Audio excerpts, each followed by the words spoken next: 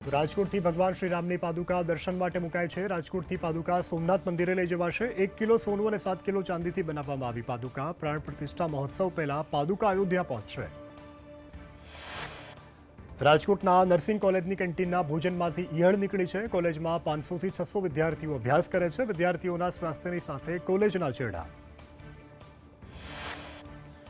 વેરાવળમાં બેખૌફ ખનીજ માફિયાઓ 3 માસ પહેલા 650 ton seize કરેલી રેતીની ભૂમાફિયાઓ ચોરી કરી છે। ખનીજ માફિયાઓની સામે જવાબદાર તંત્રના આ ખાડાકા। રાજકોટના જામકંડોરણામાં ડુંગળીની નિકાસ બંધ થતા કિસાન સંઘનો વિરોધ। મામલતદાર કચેરી રોડ ઉપર ડુંગળી ફેંકી અને વિરોધ કર્યો।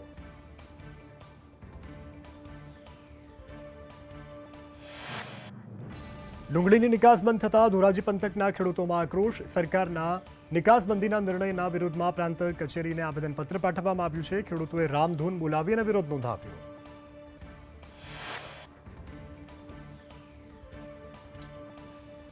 તો ડુંગળીના ડખા વચ્ચે જામનગર યાર્ડમાં લસણની વિપુલ આવક થઈ છે। ખેડૂતોને લસણની મણ દીઠ રૂપિયા 3500 મળતા ખુશીની લહેર। જામનગર જિલ્લામાં ડુંગળીની નિકાસનો પ્રતિબંધ હટાવવા માંગ કરવામાં આવી છે। નિકાસ બંધ થતા ખેડૂતોને રાતા પાણીએ રોવાનો વારો આવ્યો। ડુંગળીના ઢગલે ઢગલા ખેતરોમાં પડી રહેતા રોષ। ભાવનગર યાર્ડમાં ડુંગળી મામલે ખેડૂત આગેવાનોએ વિરોધ કર્યો છે। ડુંગળીની નિકાસબંધીના મામલે ખેડૂત એકતા મંચની આગેવાનોને વિરોધ દર્શાવ્યો છે। યાર્ડમાં આગેવાને અને ખેડૂતોએ વિરોધમાં જોડાયા હતા। ભાવનગરમાં દિવસે વીજળી આપવા ખેડૂતોની માંગ। ખેડૂતોએ સિહોર પીજીવીસીએલની કચેરીનો ઘેરાવો કર્યો છે। ટાણા, વાવડી, રાજપરા, ગુંદાળા ગામના ખેડૂતોમાં રોષ। રાત્રિના બદલે દિવસે વીજળી આપવા ખેડૂતોએ કરી છે માંગ। ધોરાજી માર્કેટિંગ યાર્ડમાં આજથી ડુંગળીની હરાજી શરૂ થઈ છે। ડુંગળીના મણના ભાવ 150 થી 300 રૂપિયા સુધીના મળતા ખેડૂતો મૂંઝવણમાં મુકાયા। ખેડૂતોએ ડુંગળીની નિકાસ ચાલુ કરવા માંગ કરી। ખેડૂતોને પોષણક્ષમ ભાવ ન મળતા હાલાકી। સાવરકુંડલા એપીએમસીમાં ચોથા દિવસે પણ જાહેર હરાજી બંધ રહી છે। એપીએમસી અને કિસાન સંઘની બેઠકમાં નિરાકરણ નહીં આવતા હરાજી બંધ। ધર્મકુળ કોટનના પ્રોપરાઇટરે અસભ્ય વર્તન કર્યાથી નોટિસ કરાઈ। ગોંડલ માર્કેટિંગ યાર્ડમાં મરચાની આવક શરૂ થઈ છે। માર્કેટિંગ યાર્ડ બહાર વાહનોની લાંબી કતારો। વહેલી સવારથી મોટી સંખ્યામાં ખેડૂતો પહોંચ્યા। સાનિયા, ઉજાત, તેજા અને રેવા સહિતના મરચાની આવક। દ્વારકા ખંભાળિયા માર્કેટિંગ યાર્ડમાં મગફળીની પુષ્કળ આવક થઈ છે। 20,000 કટાની આવકથી 2-3 કિલોમીટર લાંબી લાઈનો લાગી છે। મગફળીના 20 કિલોના 1200 થી 1400 રૂપિયા ભાવ। વહેલી સવારથી ખેડૂતોની લાંબી કતારો જોવા મળી। રાજકોટ માર્કેટિંગ યાર્ડમાં ડુંગળીની હરાજી શરૂ થઈ છે। 100 ખેડૂતોની ડુંગળીની હરાજી કરાશે। હરાજીમાં 400 રૂપિયા મણ સુધી ડુંગળીનો ભાવ। સવારથી ડુંગળીની હરાજી શરૂ કરવામાં આવી છે। ગીર સોમનાથમાં તાલાલા, સૂત્રાપાડા અને કોડીનારમાં દેશી ગોળ બનાવવાના રાબડાઓ શરૂ થયા છે। આ વર્ષે તાલાલામાં 60, કોડીનારમાં 120, સૂત્રાપાડામાં 60 મળી 250 રાબડાઓ શરૂ। ચાલુ સિઝનમાં 18 લાખ ગોળના ડબ્બાનું ઉત્પાદન થવાની સંભાવના। રાજકોટના સર્વેશ્વર ચોક દુર્ઘટનામાં તપાસ માટે નિવેદન લેવા મથામણ। પોલીસ અને મનપાની પાસે બિલ્ડરની યાદી મંગાઈ। ઇજનેરોના લેખિત નિવેદનો મંગાવવામાં આવ્યા છે, ત્યારે કોણ કોણ માલિક છે તેની યાદી મંગાવાઈ છે। રાજકોટ જિલ્લાના ભિયાળ ગામમાં સહાયની રકમમાં ગોટાળો સામે આવતા આક્ષેપ કરાયા છે। મૃત વ્યક્તિઓના નામ સહાયના લિસ્ટમાં સમાવેશ થયાનું સામે આવ્યું છે।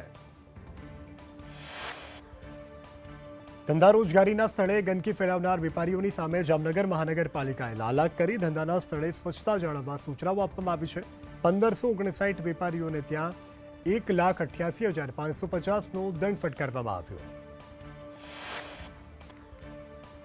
રાજકોટમાં 25 જેટલા શ્વાનોને પકડ્યા હોવાનો આરએમસીનો દાવો। મનપા ફરિયાદ પ્રમાણે જ કામ કરતી હોવાનું સામે આવ્યું। થોડા દિવસો અગાઉ જ શ્વાને બાળકી પર હુમલો કરતા બાળકીનું મોત નીપજ્યું હતું। ભાવનગર મનપાની નોટિસ બાદ આધેડના મોતનો આક્ષેપ। મનપાએ જગ્યા ખાલી કરવા નોટિસ પાઠવતા આધેડની તબિયત લથડી। મોટી સંખ્યામાં સ્થાનિકો મનપા કચેરીએ રજૂઆત કરવા પહોંચ્યા। ઓખા અને બેટ દ્વારકા વચ્ચે ચાલતી ફેરીબોટ સર્વિસ બંધ। ભારે પવન ફૂંકાતા ફેરીબોટ સર્વિસ બંધ કરાઈ છે। યાત્રિકોની સલામતીને ધ્યાનમાં લઈ નિર્ણય લેવાયો।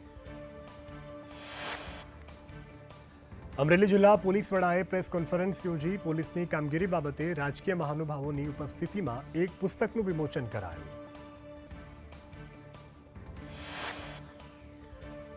કોલેજમાં થતા રેગિંગ મુદ્દે હાઈકોર્ટ આકરા પાણીએ. ગુજરાત હાઈકોર્ટનો સરકારને જવાબ રજૂ કરવા આદેશ. કહ્યું કે અનેકવાર રેગિંગનું પુનરાવર્તન થાય તે યોગ્ય બાબત નથી.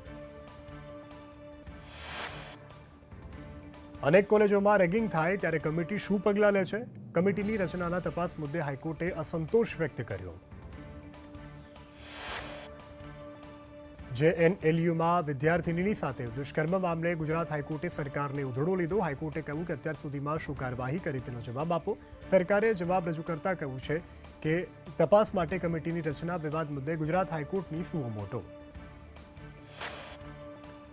રાજકોટમાં દુષ્કર્મ કેસમાં આરોપીને આજીવન કેદની સજા. 2019માં 8 વર્ષની બાળકી પર આચર્યું હતું દુષ્કર્મ.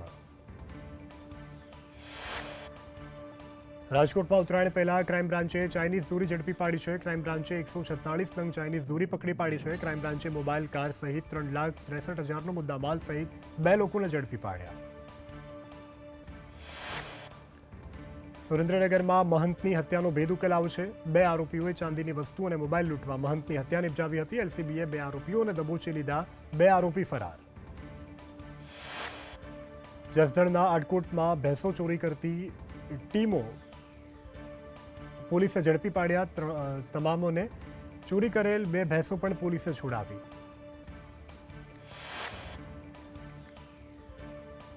વેરાવળમાંથી ચંદન ચોર ઝડપાયું છે. તાલાળા વન વિભાગને સોંપાયું ચંદન ચોર. ચંદનના વૃક્ષ કાપ્યાનો આરોપીએ કરી છે કબૂલાત. કેવલસિંહ રાઠોડના અધ્યક્ષસ્થાને સામાજિક એકતા જાગૃતિ મિશનની કારોબારી સમિતિની ઉનામાં મળી હતી બેઠક.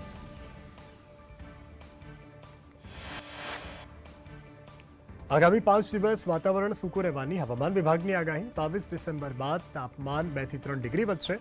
પશ્ચિમી પવનથી તાપમાનનો પારો ગગડશે. અમદાવાદમાં તાપમાન 15.5 ડિગ્રી નોંધાયું. ગાંધીનગરમાં 13 ડિગ્રી, જ્યારે નલિયામાં સૌથી ઓછું 11.2 ડિગ્રી તાપમાન નોંધાયું. પૂર્વ ડેપ્યુટી CM નીતિન પટેલે કેન્દ્રીય ગૃહમંત્રી અમિત શાહના વખાણ કર્યા. કહ્યું કે વૈષ્ણવ સમાજે ભારતને સિંહ આપ્યો.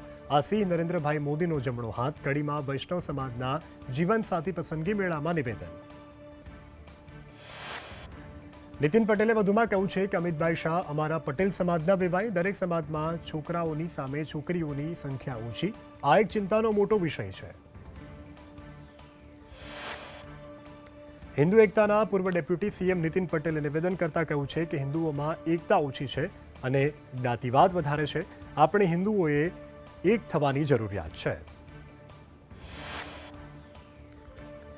પ્રેમલગ્ન મુદ્દે વિશ્વ ઉમિયાધામ ફાઉન્ડેશન દ્વારા મહત્વનું નિવેદન કરવામાં આવ્યું છે. કહેવામાં આવ્યું છે કે દીકરીઓ જ્ઞાતિની બહાર લગ્ન ન કરે તે ખૂબ જરૂરી છે. માતા પિતાએ બાળકોને સમય આપવો જોઈએ. દીકરીઓને હૂંફ આપવી જોઈએ. પાટીદાર સમાજની દીકરીઓના લગ્ન અંગે વિશ્વ ઉમિયાધામના પ્રમુખે ચિંતા વ્યક્ત કરી છે. કહ્યું કે દીકરીઓ બેકાર અને સામાજિક તત્વોની સાથે લગ્ન કરે છે. સોશિયલ મીડિયાથી સંપર્ક થાય છે. હોટલમાં જમવા જાય છે અને દીકરીઓને ફસાવવામાં આવે છે.